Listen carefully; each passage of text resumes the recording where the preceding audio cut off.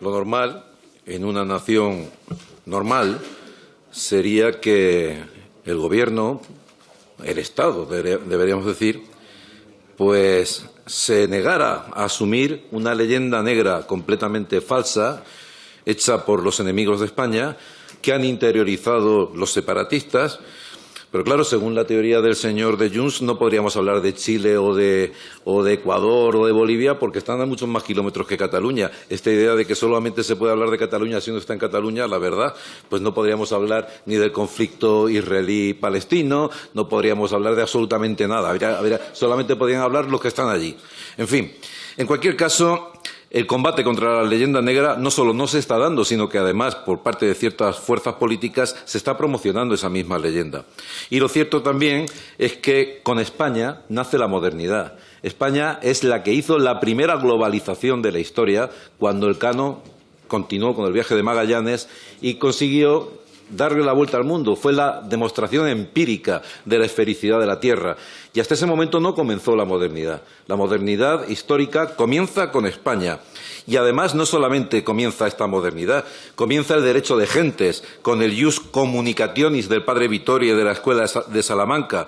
Comienza el respeto por las minorías, porque si quieren ver ustedes la diferencia entre el Imperio español o el Imperio inglés, váyanse a Estados Unidos y vean a ver cuántos comanches, cheyenne, apaches, etcétera, quedan, y luego se van a Bolivia, donde más del 60%, creo, de la población, no me acuerdo del 50 o 60, es descendiente de tribus indígenas. Además, ya mencionábamos ayer que la propia UNESCO reconoce que España y la hispanidad ha sido el elemento más favorecedor de la cultura a escala planetaria, con sus 117 monumentos y patrimonio inmaterial o material de la humanidad. 117, solamente se le acerca, y muy de lejos, China con 41. Lo que tenemos también es unos partidos políticos que reniegan de España. Vimos al señor Pisarello, que me va a contestar, arrancar la bandera de España de un balcón en el Ayuntamiento de Barcelona. Ese odio hacia lo español, que ahora adquiere carta de naturaleza porque sostiene a un gobierno corrupto, y no me refiero a la corrupción de Berni o a la corrupción de Coldo o de Ábalos o lo que sea, no, me refiero a la mayor corrupción posible que hay, y es que un gobierno pacte con los enemigos declarados de la unidad nacional consagrada en el artículo 2 de la Constitución. Esa es la peor de las corrupciones, porque la corrupción económica hiede, pero no mata. La otra mata a la nación.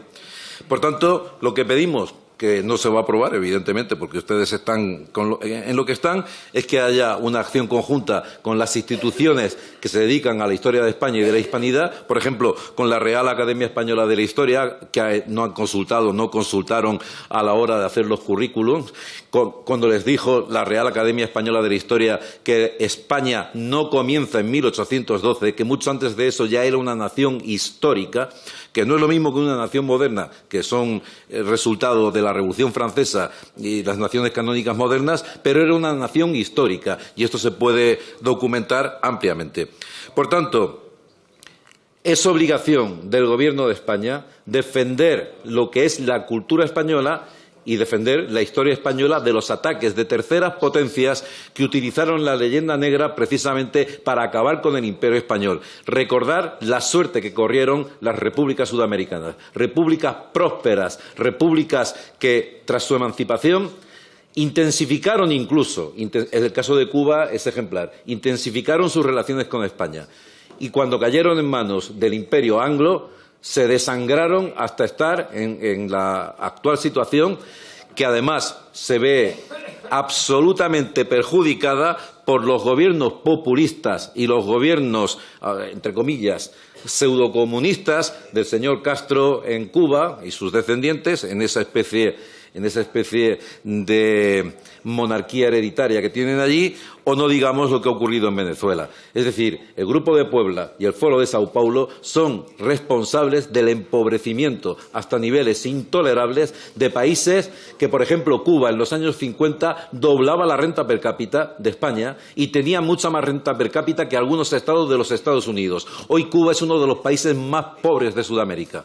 Entonces, la defensa de España y de la hispanidad es la defensa de la prosperidad de esos países también, porque hemos de reconocernos en el mundo como una fuerza civilizadora y para eso es absolutamente necesaria la unidad de la nación española, esa que ustedes ponen en entredicho en la sede de la soberanía nacional y esa que además se halla aquí, la anti-España, gobernando con los señores del Partido Socialista. Muchas gracias.